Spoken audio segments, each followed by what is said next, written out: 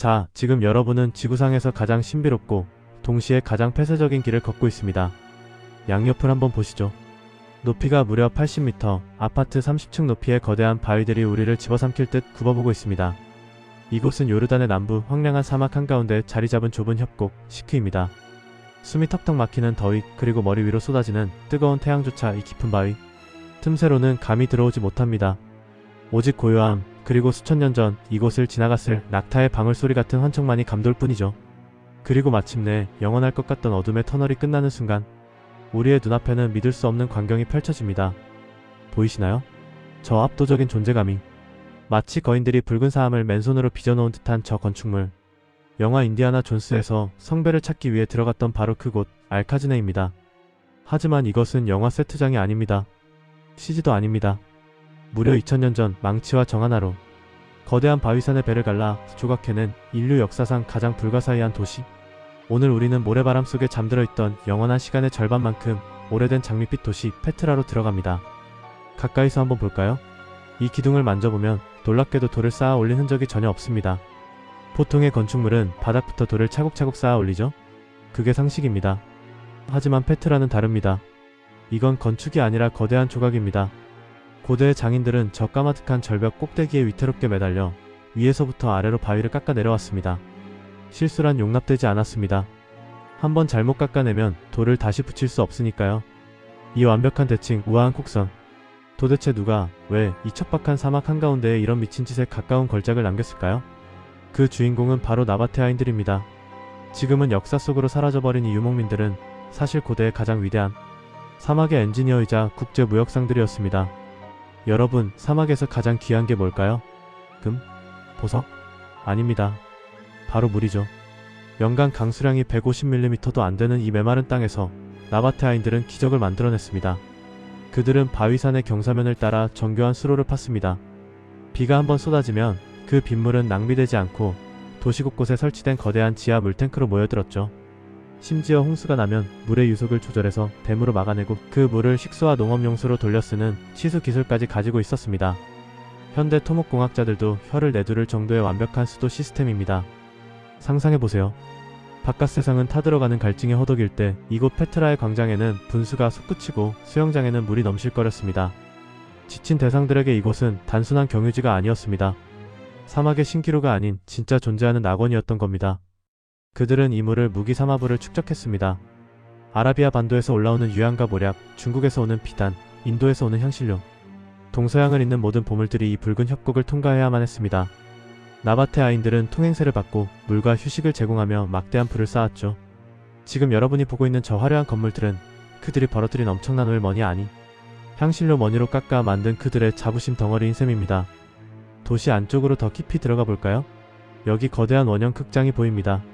돌을 쌓은 게 아니라 산의 경사면을 그대로 깎아서 좌석을 만들었습니다. 무려 8,000명을 수용할 수 있는 규모입니다. 이곳에 앉아 연극을 보고 회의를 하던 사람들의 함성이 들리는 듯하지 않나요?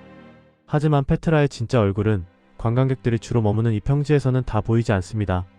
진정한 페트라의 압도감을 느끼려면 우리는 다리가 후들거리는 고통을 감수해야 합니다. 이제부터는 등산입니다. 무려 800개가 넘는 가파른 돌계단. 그늘 한 점 없는 땡볕 아래서 허벅지가 터질 것 같은 고통을 참으며 40분, 아니 1시간을 꼬박 올라가야 합니다. 중간중간 베두인 상인들이 괜찮아? 당나귀 탈래?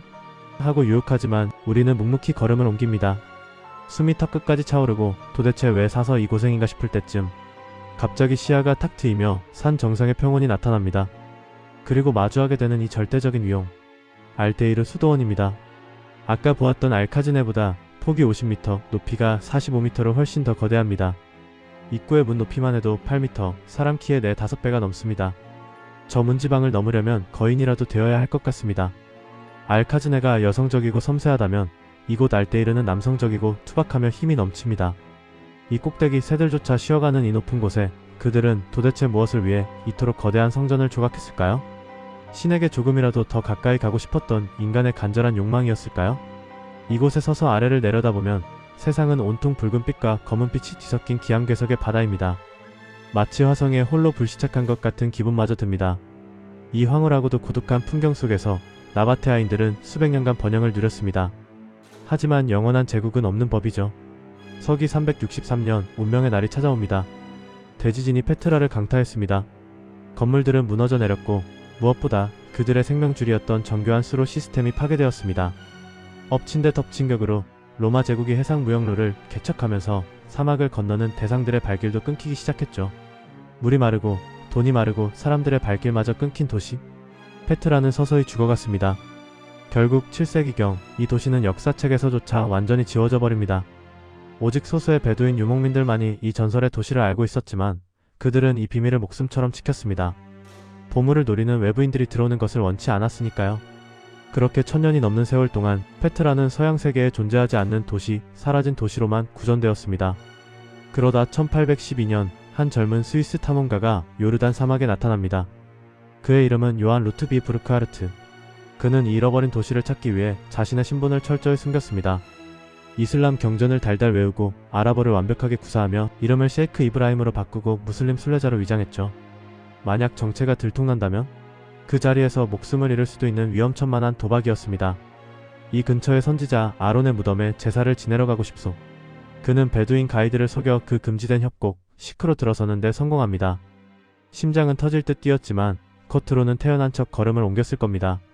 그리고 마침내 협곡의 끝에서 그가 알카즈네를 마주했을 때 그는 환호성을 지를 수도 놀라 자빠질 수도 없었습니다. 정체가 들키면 안 되니까요. 그저 무심한 척 흘기 쳐다보며 속으로만 비명을 질렀을 겁니다. 찾았다. 드디어 찾았다.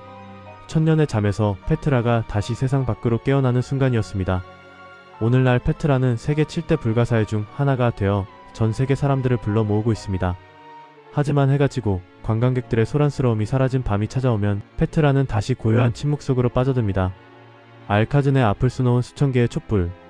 일렁이는 불빛 사이로 보이는 저 붉은 바위는 2000년 전이나 지금이나 아무 말 없이 그 자리를 지키고 있습니다. 인간의 욕망과 지혜, 번영과 몰락이 고스란히 새겨진 바위 도시. 우리는 이곳에서 무엇을 보고 돌아가야 할까요? 단순히 예쁜 사진 한 장? 아니면 인간이 이룩한 문명의 위대함과 그 더섭음? 분명한 건 한 번. 이 붉은 미로에 발을 들인 사람은 평생 가슴속에 지워지지 않는 장밋빛 잔상을 품고 살아가게 된다는 것입니다. 시간마저 멈춰버린 모래 속의 보물, 요르단의 페트라였습니다.